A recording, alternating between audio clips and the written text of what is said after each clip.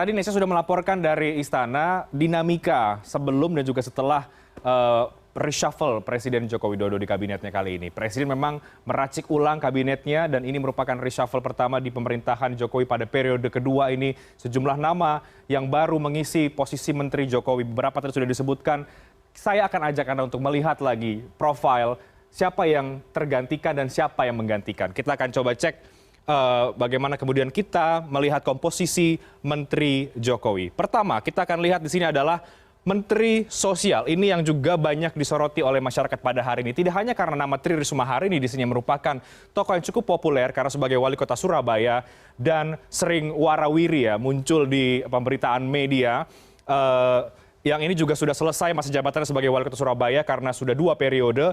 Yang juga ketua DPP dari PDI Perjuangan. Jadi bisa kita simpulkan sebetulnya keterwakilan Risma di sini adalah merupakan jatah bagi PDI Perjuangan. Karena Juliari Batubara juga merupakan politisi dari partai yang sama, PDI Perjuangan, yang kemudian tertangkap oleh KPK karena korupsi kasus bansos di masa pandemi COVID-19. Ini adalah Menteri Sosial yang lama dan juga yang baru. Kita lihat ke pos yang lain. Pos berikutnya adalah Menteri Pariwisata dan Ekonomi Kreatif atau Parekraf ya. Yang lama adalah Wisnu Tama yang menjabat sebagai Menteri Parekraf, kemudian digantikan oleh Sandiaga Uno. Tadi Nesya sempat menyinggung kemudian apakah Sandiaga ini sebetulnya mewakili profesional atau partai politik. Karena posisi Sandiaga adalah Wakil Ketua Dewan Pembina Partai Gerindra, jelas wakilnya Pak Prabowo Subianto. Pak Prabowo sudah duduk di kursi Menteri Pertahanan, Sandiaga Uno kemudian menyusul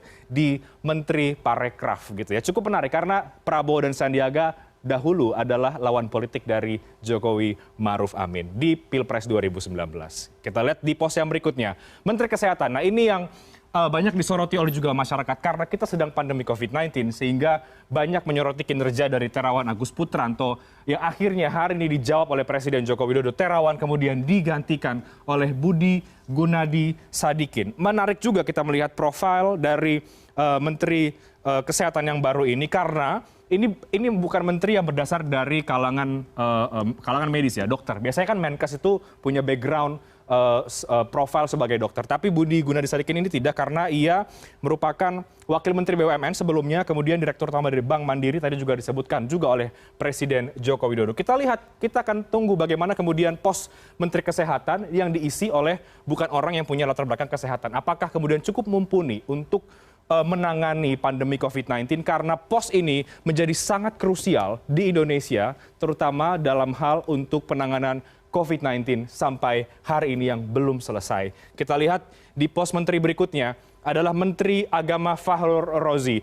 Bukan cerita baru sebetulnya. Fahrul Razi ini yang punya latar belakang militer menuai banyak sekali pemberitaan dan juga sorotan baik karena beberapa pernyataan, kebijakan, kemudian juga sosoknya yang dianggap agak jarang ya Menteri Agama diisi oleh orang yang berlatar belakang militer. Kemudian Presiden mengumumkan Fahrul Razi, tapi kemudian ini dievaluasi dan juga diganti oleh Yakut Khalil Qumas yang merupakan politisi dari PKB. Yakut Khalil juga bukan orang yang baru sebetulnya dalam kancah politik di Indonesia karena ia juga merupakan anggota DPR dan juga lebih kenal sebagai Ketua PPGP Ansor ya. Jadi ini merupakan perwakilan juga dari kalangan NU yang mengisi pos Menteri Agama yang baru ini. Kita lihat kemudian yang berikutnya, ini Menteri KKP yang juga menjadi sorotan karena ditangkap oleh KPK adalah Edi Prabowo sebelumnya, sekarang sudah jadi tersangka, kemudian digantikan oleh Sakti